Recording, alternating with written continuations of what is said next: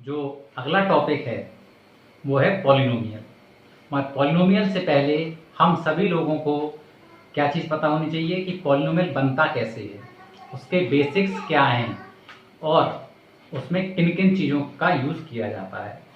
तो जैसे कि मैं आपको एक छोटा सा ओवरव्यू दे देता हूँ कि सबसे पहले हम सीखेंगे अलजेब्रिक एक्सप्रेशन, उसके बाद सीखेंगे अलजेब्रिक एक्सप्रेशन के टर्म्स क्या होते हैं, टर्म्स के बाद फैक्टर्स ऑफ टर्म्स और कोफिशिएंट्स ऑफ टर्म्स। ठीक है, तो इस तरह से ये सारी चीज़ें सीखने के बाद फिर हम लोग पॉलिनोमियल के बारे में सीखेंगे।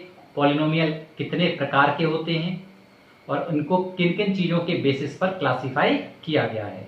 तो आज के टॉपिक में हम शुरू करते हैं सबसे पहले अलजेब्रिक एक्सप्रेशन। तो अलजेब्रिक एक्सप्रेशन क्या होता है, तो उससे पहले हमें बेसिक पता होने चाहिए कि कांस्टेंट क्या होता है, वेरिएबल क्या होता है। ठीक है, और तीसरे नंबर पर होता है मैथमेटिकल ऑपरेशंस क्या होते हैं। तो इन तीनों चीजों के बारे में जानते हैं। कांस्टेंट, जैसा कि नाम से ही पता चल रहा है कि कांस्टेंट मतलब जो कभी चेंज नहीं होता है। तो जितने सारे नंबर्स होते हैं, ऑल नंबर्स जो भी आप जानते हैं वह सारे के सारे कांस्टेंट होते हैं, जैसे 1 2 3 एंड सो ऑन।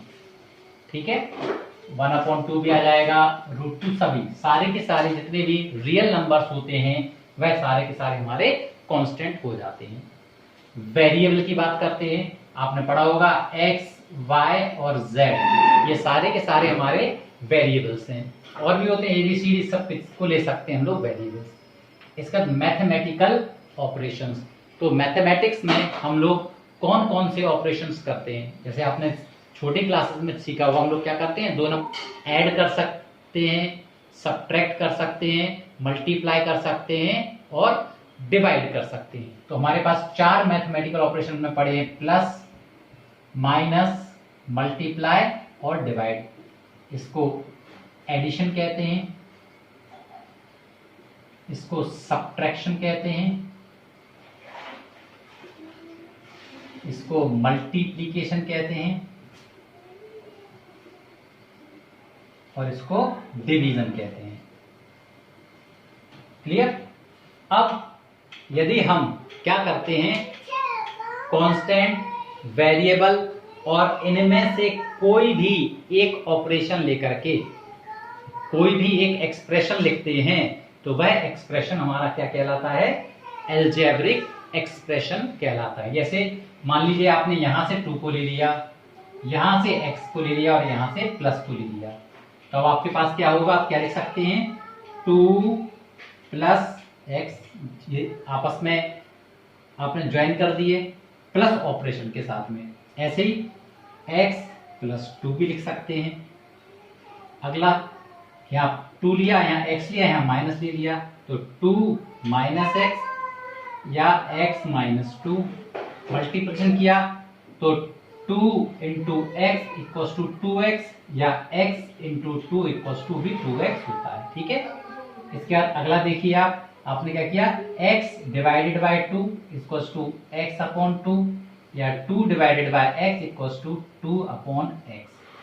तो ये आपने यहाँ पर क्या किया, एक कांस्टेंट को लिया, एक वेरिएबल को लिया और एक कोई भी ऑपरेशन लिया और उस ऑपरेशन की मदद से आपने कांस्टेंट और वेरिएबल को आपस में ज्वाइन करके लिख दिया। तो ये सारे के सारे टर्म्स जो होंगे वह हमारे अलजेब्रिक एक्सप्रेशंस कहलाएंगे। ठीक है, अब अलजेब्रिक एक्सप्रेशंस के बाद हमें क्या करना है, हम अभी तो केवल एक नंबर और एक कांस्टेंट लिया, ठीक है, और एक वेरिएबल लिया। अब हमें क्या करना है, यदि हम क्या करें, 2 कांस्टेंट ले या 2 वेरिएबल ले लें एक साथ, तो 2 वेरिएबल ले लिया आपने, क्या किया आपने, चलो x और x को लिया केवल, ठीक है, पहले तो क्या बनेगा, x और x को जोड़ोगे, आपने पढ़ रखा है छोटी क्लास में, 2x बनेगा। ठीक है, x और x को माइनस करोगे 0 बन जाएगा, x और x को मल्टीप्लाई करोगे क्या बनेगा, x गुणा x, x स्क्वायर, क्योंकि आपने पढ़ रखा है 2 इंटू 2 2 का स्क्वायर होता है। इसी तरह 3 इंटू 3 इंटू 3 3 बार मल्टीप्लाई तो 3 की पावर 3 हो जाएगा। इसी तरह से आप क्या कर सकते हैं, x को x से डिवाइड कर सकते हैं तो 1 बन जाएगा। ठीक है, तो आप यहां पर देख रहे हैं ये 2x, ये x², ठीक। तो ये सारे के सारे हमारे अलजेब्रिक एक्सप्रेशंस कहलाते हैं। ठीक है, तो मैं कुछ और एग्जांपल जिनमें आपके क्या होंगे, बहुत सारे वेरिएबल्स भी हो सकते हैं। वेरिएबल्स को लिया जा सकता है 2 बार 3 बार मल्टीप्लाई करके, इस तरह से लिखा जा सकता है। जैसे अगर आप x को 3 बार मल्टीप्लाई कर दो तो क्या बन जाएगा, हमारा x³ बन जाएगा। तो इस तरह से हम ये सारे के सारे हमारे अलजेब्रिक एक्सप्रेशंस बन गए। ठीक है, अब हमने इससे बड़े अलजेब्रिक एक्सप्रेशन लिखने की कोशिश करी, जैसे 2x² + 5 लिख दिया, या 2x + 3 लिख दिया, या हमने क्या लिख दिया 3x² - 5। ठीक है, और भी लिखे जा सकते हैं 3x³ + 2x² + 4x + 5। तो ये सारे के सारे हमारे क्या हैं, अलजेब्रिक एक्सप्रेशंस हैं। ठीक है, तो अब अलजेब्रिक एक्सप्रेशंस में हम लोगों ने ये सारी की सारी चीजें सीख ली कि अलजेब्रिक एक्सप्रेशन क्या होता है। तो एक बार फिर से रिवाइज करते हैं। अलजेब्रिक एक्सप्रेशन एक ऐसा एक्सप्रेशन होता है जिसमें हम लोग क्या करते हैं, कांस्टेंट और वेरिएबल को मैथमेटिकल ऑपरेशन की मदद से कंबाइन करके लिख देते हैं। ठीक है, अब इसके बाद हमें क्या करना है, इन अलजेब्रिक एक्सप्रेशंस के टर्म्स क्या हैं। ठीक है, तो pause the video to note it down now. अब हम लोग क्या करेंगे, अलजेब्रिक एक्सप्रेशंस के टर्म्स के बारे में बात करेंगे। ठीक है, तो अलजेब्रिक एक्सप्रेशंस के टर्म्स क्या होते हैं। यदि हम टर्म्स की बात करते हैं तो टर्म्स क्या होते हैं पहले उसको समझिए। ठीक है, आपने अभी कुछ थोड़ी देर पहले मैंने आपको एक एग्जांपल दिया था, 2x + 5 एक अलजेब्रिक एक्सप्रेशन है। यदि मैं आपसे कहूं कि ये अलजेब्रिक एक्सप्रेशन बना कैसे, तो आप बताएंगे कि सबसे पहले हमने क्या बनाया, 2x बनाया। 2x कैसे बनाया, 2 का x में मल्टीप्लाई करके बनाया, एक 5 लिया, और जब 2x बना लिया और 5 ले लिया तो इन दोनों को ऐड कर दिया। ठीक है, यही तरीका तो उसको बनाने का। अब दूसरा देखिए, अगर आपका 3x² + 5 लिखा हुआ है, ठीक है, तो इसको कैसे बनाया होगा, हमने पहले 3 लिया होगा और एक x और एक x, और फिर क्या किया है, ये 5 लिया होगा और फिर इन सबको आपस में ऐड, क्योंकि इससे सॉल्व करके 3x² बन गया, इसको ऐड करके 5 बन गया। ठीक है, तो इस प्रकार से हमारे पास 3x² + 5 बन जाएगा। ठीक है, ओके। तो अब आप देख रहे हैं यहां पर हमारे दो एक्सप्रेशंस, जो अलजेब्रिक एक्सप्रेशंस हैं, वो कुछ एक्सप्रेशंस के सम के रूप में लिखे हैं। जैसे यहां देखो, ये 2x एक अलजेब्रिक एक्सप्रेशन है और ये 5 है, और इन दोनों को मिला करके एक नया अलजेब्रिक एक्सप्रेशन बनाया गया है। तो जिन एक्सप्रेशंस को ऐड करके एक नया एक्सप्रेशन बनाया जाता है, उन एक्सप्रेशन को, उस अलजेब्रिक एक्सप्रेशन का हम लोग टर्म्स कह देते हैं। जैसे इस अलजेब्रिक एक्सप्रेशन में कितने टर्म्स हो गए हमारे, 1 2, क्योंकि ये जो एक्सप्रेशन बना है वो इसको और इसको ऐड करने पर बना है। ये एक्सप्रेशन जो बना है वो इसको और इसको ऐड करने पर बना है। तो इसमें कितने टर्म्स हो गए, 1 2 1 2। अब कुछ लोग कहेंगे कि सर माइनस आ जाता है कभी, देखिए 3x² - 5 हो जाता है। ठीक है, तो एक्चुअल में क्या हो रहा है, ये माइनस किन टर्म्स का है, इसका टर्म्स अगर हम माने तो 3x², इसको मानेंगे तो -5, और जब इन दोनों को ऐड किया तब जाकर के 3x² - 5 बनता है। तो एक्चुअल में माइनस साइन इस टर्म का है, वो उसका नहीं है। ठीक है, जो अलजेब्रिक एक्सप्रेशन, तो अलजेब्रिक एक्सप्रेशन हमारे समझ में आ गए होंगे कि जिन मतलब टर्म्स क्या होते हैं, जिन एक्सप्रेशंस को या जिन अलजेब्रिक एक्सप्रेशन को ऐड करने पर एक नया अलजेब्रिक एक्सप्रेशन बनता है, तो उसको हम लोग क्या कह देते हैं, टर्म्स कह देते हैं। अब टर्म्स के बाद तो आप सबको क्लियर हो गया होगा टर्म्स क्या। जैसे यदि मैं एक प्रश्न और ले लूं, जैसे यहाँ लिख दिया 3x² + 2x + 5, चलो यहाँ -2x लिख देते हैं। ठीक है, इसमें यदि आपसे टर्म्स की बात करी जाए तो कितने टर्म्स होंगे, आप सभी देख रहे हैं, एक ये है, एक ये है और एक ये है।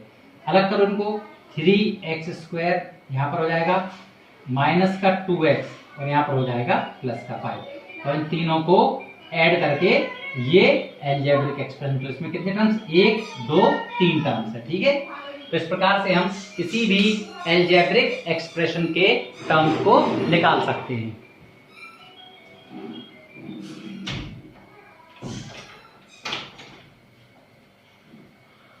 तो किसी भी एल्जेब्रिक एक्सप्रेशन के टर्म्स को निकाल सकते हैं। अब हमारे पास अगला जो टॉपिक है वो क्या है, कोफिशिएंट्स, या इससे पहले हम लोग पहले सीखेंगे, अब हमारा जो अगला टॉपिक है वो है फैक्टर्स ऑफ टर्म्स। तो फैक्टर्स ऑफ टर्म्स की यदि हम बात करें तो आपके पास 3x² आया था। ये 3x² किससे मिलकर बना हुआ है, अगर हम बात करें तो 3 से x से x से, तो ये जो 3x और x है वह इस 3x² के फैक्टर्स हैं।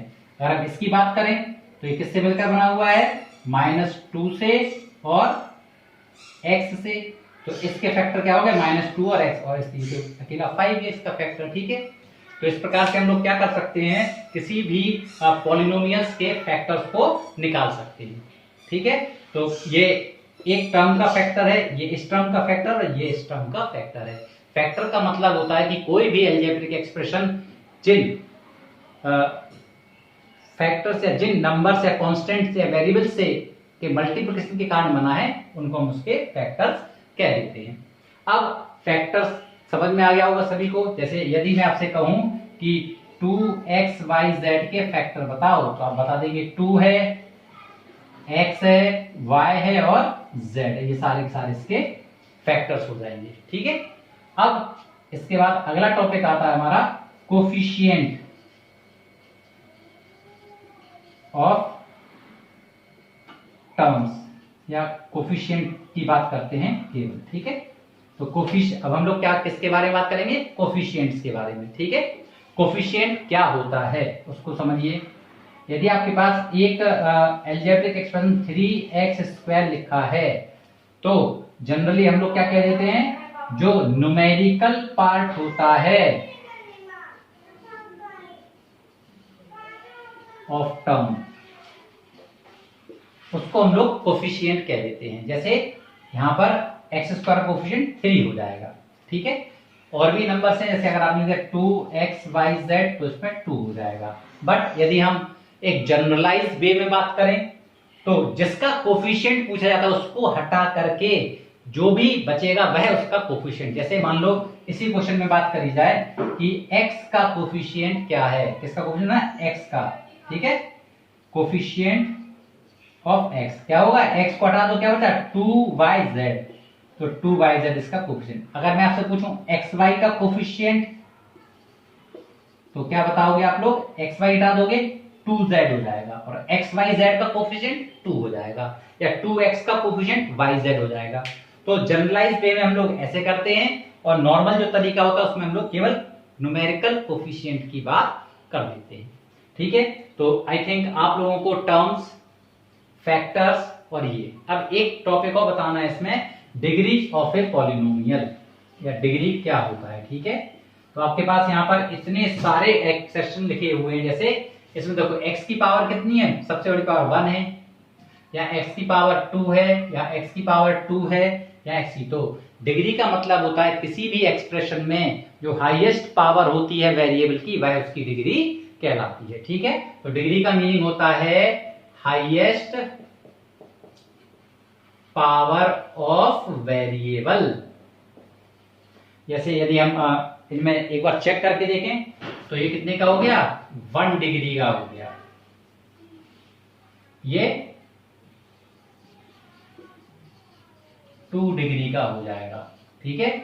ये भी 2 डिग्री का है, ये भी 2 डिग्री का है, ठीक है।